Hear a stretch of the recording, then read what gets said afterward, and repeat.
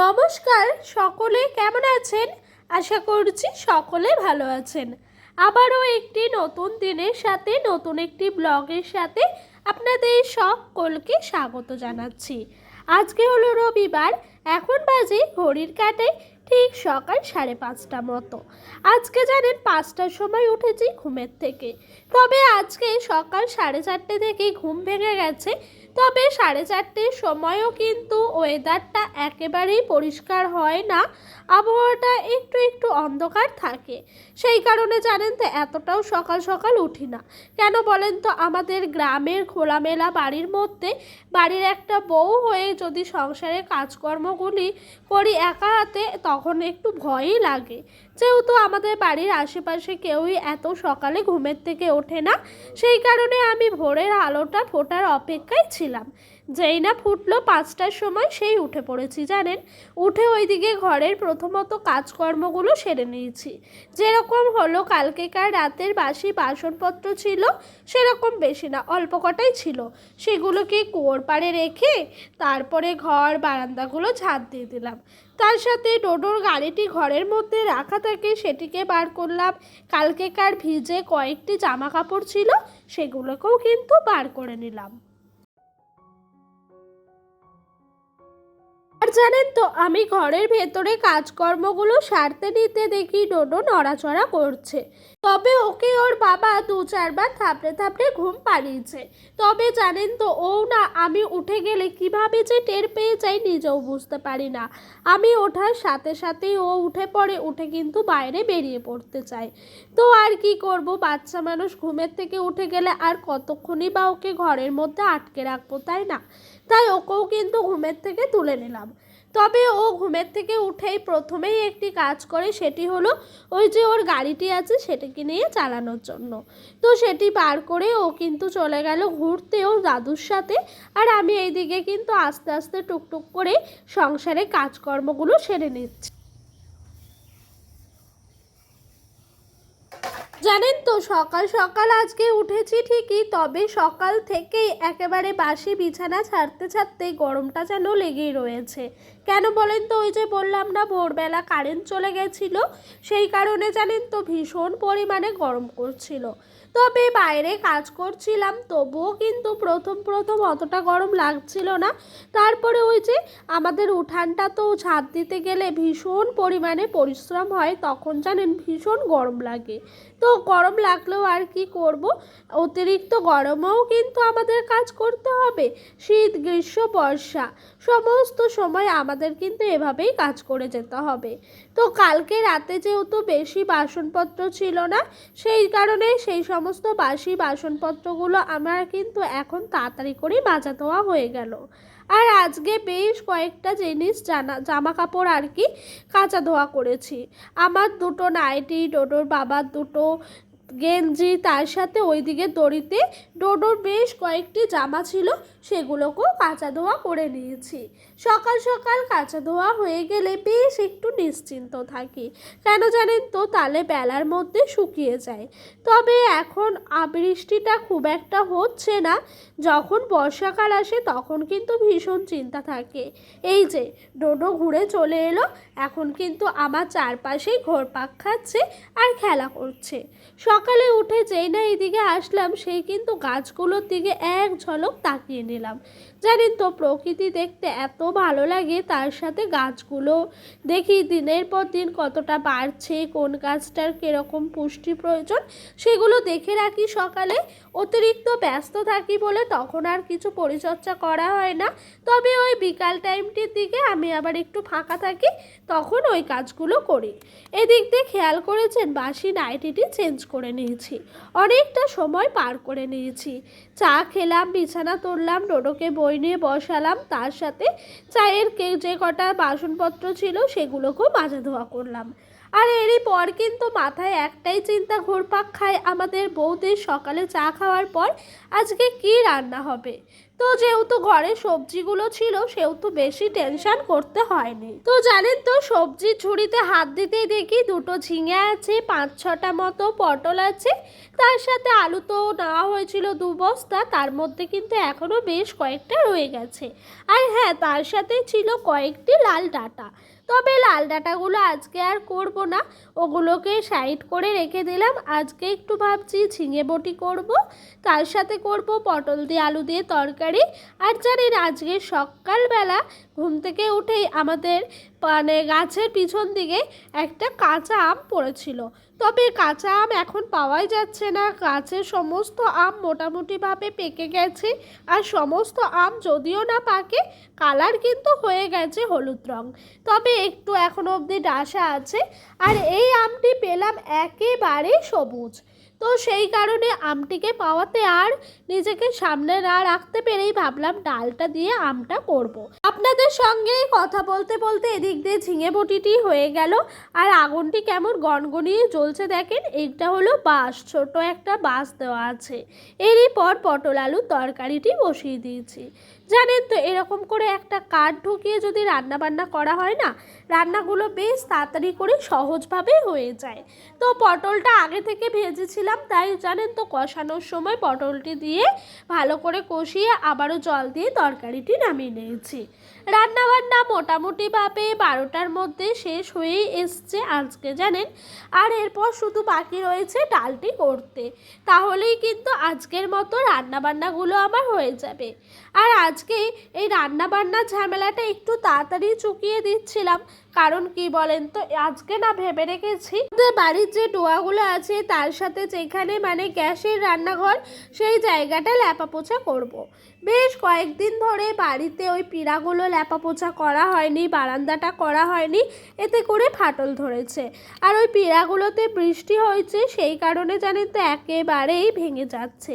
আর ঘরটা লেপে আসলাম, এতেই আমার নাজেহাল অবস্থা হয়ে গেছে, মানে ঘাম ঝরছে ঝরঝর করে, এতটাই গরম পড়েছে আর কি। তবুও কিন্তু আমাদের বাড়ির বউদের অতিরিক্ত গরমেও সংসারের কাজগুলো সুন্দরভাবে এভাবে গুছিয়ে করতে হয়। অতিরিক্ত গরমের মধ্যেও সমস্ত কাজকর্মগুলো গুছিয়ে করি, যেরকম ধরেন মাটির উনানে রান্না, তার সাথে এই যে বাড়িঘর ল্যাপা পোছা, তার সাথে রয়েছে আমার ছেলে, তার সঙ্গে সংসারের কাজকর্ম, এগুলো এভাবে একা হাতে টুকটুক টুকটুক করে সেই সকাল থেকে গুছিয়ে করার চেষ্টা করি। আর এই দিকের পিঁড়াগুলো একদমই ভেঙে গেছিলো জানেন, একটু আগেই মানে 10-15 মিনিট আগে এই পিঁড়াগুলো পুরো বাড়ির সাইডটায় আমি 4 বালতি মতো জল দিয়েছি, দিয়ে ভিজিয়েছি। না হলে জানেন তো এই পিঁড়াগুলোতে আমি যদি জল না দিয়ে ভেজাতাম, তাহলে ল্যাপার সময় সমস্ত মাটিগুলো উঠে আমার হাতে চলে আসতো। আর ভিজিয়ে রাখলে জানেন তো লেপতেও খুব একটা কষ্ট হয় না, আবার তাড়াতাড়িও হয়ে যায়। ওই দেখেন যে জায়গাগুলো একদমই ফেটে ফেটে গেছে, সেই জায়গাগুলোতে কিন্তু একটু কাদা মাটি ভালো করে হাতে দিয়ে দিয়ে জায়গাগুলো বুঝিয়ে দিচ্ছি, তারপরে লেপে নিচ্ছি। ওদিক দিয়ে ডোডো খেলা করছে, আর এদিক দিয়ে আমি তাড়াতাড়ি করে কাজকর্মগুলো সেরে নিচ্ছি। এখন বাজে 12:30 মতন। তবে আজকে কাজকর্মগুলো করতে নিতে ওই 1:30 মতো বেজে গেছিলো। তারপরে তো হাজারো কাজ থাকে, ডোডোকে স্নান করাতে হবে, খাওয়াতে হবে, ঘর গোছাতে হবে, সেই কারণে জানেন তো এদিকের কাজগুলো একটু তাড়াতাড়ি করে নিই। জানেন মাটির ঘর যতই খারাপ লাগুক না কেন, ভাঙাচোরাই হোক, তবুও জানেন তো একটু যদি মাটি দিয়ে ভালো করে মেরামত করে ল্যাপা পোছা হয় না, দেখতে এত সুন্দর লাগে কি বলবো আপনাদেরকে। এই শান্তিটি আমরা আমাদের কাছে মানে টাকার সঙ্গে অতুল্য করা হবে জানেন। আমাদের কাছে মনে হয় এটাই সবচাইতে বড় শান্তি। এই যে এই সাইডটা দেখতে পাচ্ছেন, এটা হলো আমাদের রাস্তা, মানে এই যে টিনটি দেখতে পাচ্ছেন, এই টিনটি শেষ পরেই কিন্তু শুরু হয় মাটির দেওয়াল, মানে মাটির ঘরটি। তো এই জায়গাটিতেও কিন্তু ল্যাপা পোছা করে নিচ্ছি। আর এই দিকটাতেও আমরা প্রত্যেক বাড়ি যখন ল্যাপা পোছা করি এই দিকটাও করে নিই, নিম গাছটির পাশেই একদম। তবে ডোডো এখনও অবধি খেলা করছে, আমি এদিক দিয়ে কাজগুলো সেরে নিচ্ছি। এদিকেও যেহেতু আমি জল দিয়ে ভিজিয়ে রেখেছিলাম, সেহেতু আমার খুব একটা কষ্ট হয়নি ল্যাপা পোছাটা করতে। তবে হ্যাঁ, গরমের মধ্যে তো কষ্ট রয়ে গেছে। যতই ভাবি জানেন কাক ভরে উঠে সংসারের কাজগুলো সেরে নেবো গরমের হাত থেকে রেহাই পেতে নিতে, ততও কিন্তু আর হয়ে ওঠে না। আর ডোডোকে আজকে গামছা পরিয়েছি দেখেন গোসাইয়ের মতো করে, ও যে কি খুশি আপনাদের ভাষায় এখন বাজে ঘড়ির কাঁটায় 5টা 21। একটু শুয়েছিলাম, শুয়ে উঠলাম। আর এই দেখো দেখতেই পাচ্ছ আমার এক হাতে আমার অস্ত্র, আর আমি উঠে পড়েছি গাছগুলোকে জল দেবো। কদিন হলো গাছগুলোয় জল দেওয়া হচ্ছে না জানো, গাছের গোড়াগুলো কেমন যেন হয়ে যাচ্ছে। দেখবে গাছগুলো দাঁড়াও তোমাদের একবার দেখায়। এই দেখো গাছের গোড়াগুলো পুরো শুকিয়ে গেছে, খটখট হয়ে গেছে, কিছু আবারও জন্মে গেছে আগাছা, এগুলোকে তুলতে হবে। আর এই গাছটা কিন্তু সেই বাড়ছে জানো। আর হ্যাঁ, একটা সুখবর তোমাদেরকে দিই, এই যে লঙ্কা গাছগুলো দেখতে পাচ্ছ, লঙ্কা গাছে ফুল এসছে জানো। এই দেখো এই গাছের ফুলগুলো কদিন ধরে তোলা হচ্ছে না, আমিও তুলছি না, বাড়িতে কেউ তুলছে না জানো। এত যে রাগ লাগে কি বলবো। চলো জলটা দিয়ে দিই গাছগুলোয়। জানো তো কাজকর্মগুলো যখন হলো, সকলের খাওয়া দাওয়া হলো, বাসনপত্র মাজার পর ডোডোকে নিয়ে যখন শুলাম, ভাবলাম যে একটু ঘুমাবো, ওই সন্ধ্যা হওয়ার আগে উঠে পড়বো। তবে জানো তো এতটাই শরীরটা ক্লান্ত ছিল, শুয়েও ছিলাম। তারপর যেই 10-15 মিনিট মতো হলো, ঘুমটা দেখছি অটোমেটিক ভেঙে গেল। আর ঘুম ভাঙার সাথে সাথেই মাথার মধ্যে একটা চিন্তা আসলো যে গাছগুলো আমি সকালে দেখে রেখেছিলাম বিকালবেলা জল দেবো বলে, গাছগুলোয় যদি এখন না জল দিই আমি আবারও আজকে সময়ই পাবো না জল দেওয়ার। আর সেই ভেবেই আমি কিন্তু লাফ দিয়ে উঠে পড়েছি তড়িঘড়ি করে। তবে ডোডো ঘুমাচ্ছে, ওর পাশে পালিশ দিয়ে আসলাম গাট করে, আর আমি এইদিকে কিন্তু কাজগুলো সেরে নিতে।